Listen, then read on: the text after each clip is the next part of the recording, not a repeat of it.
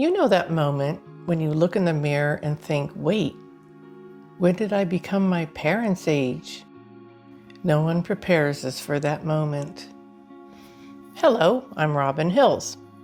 By the end of this video, you'll have 3 simple ways to begin the most meaningful work of your life so far. Interested? Like many of us, for decades, I defined myself through my work, striving, building, achieving. But when that final paycheck hit my bank account, I was faced with the question, now what? And here's what I've learned. Leaving the workforce doesn't mean your work is over. It just means there's a whole new kind of work that's well worth doing. And here's the good news. When the old 9-to-5 disappears, you get to design your day your way. So, what gets you out of bed in the morning? I look forward to my morning routine, cozying up to the New York Times puzzle with a warm, inviting cup of coffee by my side.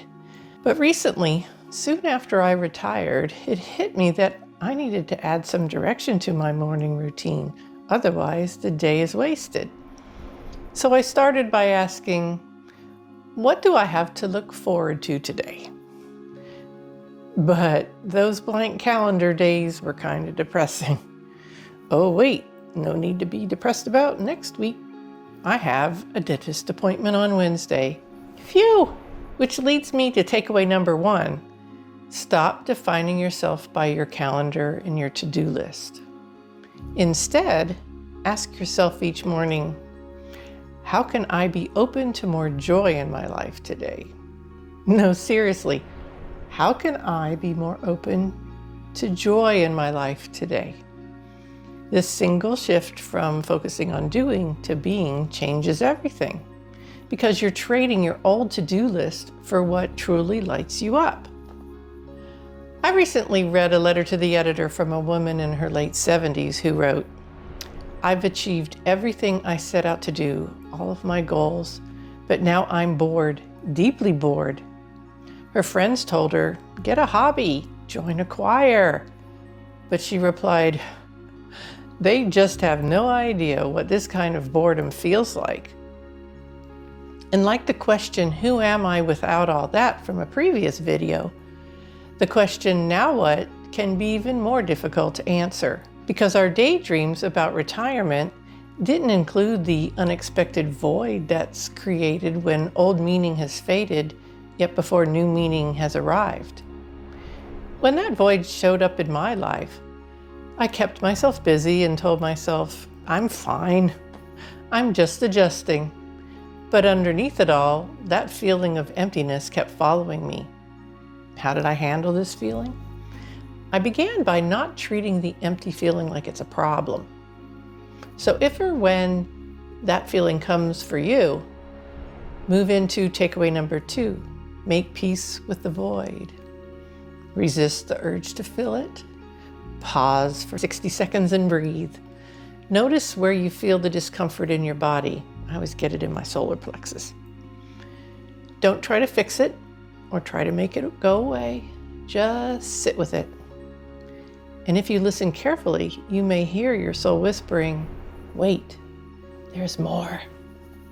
And when I paused, I saw that life's door wasn't closing on me. It was actually opening into the next chapter of my life. You know, we baby boomers, 75 million strong, are part of the first generation in history to have an entire second lifetime added to our lifespans. In her TED Talk, Jane Fonda called this our third act, which she defined as the stage of upward evolution of the human spirit. And she reminds us that the real work of our third act is to finish ourselves, to grow into who we were always meant to be. Psychologist Abraham Maslow once believed the peak of human development was the stage of self-actualization, when we become our best selves through achievement. But later in his life, he noticed that people in this stage simply weren't done. They were being called to go beyond the self, what Maslow logically labeled the stage of self-transcendence. And that stage starts when your energy shifts from focusing on your own personal achievement to making a contribution through service and connection. Which leads us to takeaway number 3. Nurture one connection. This week, commit to having one authentic conversation that goes deeper than, the superficial small talk. Reach out to a friend, family member, or mentor and ask, what feels meaningful to you right now? Any open-ended question about life will do, so feel free to make it your own. Their response may surprise you, and it may gently open something in you too.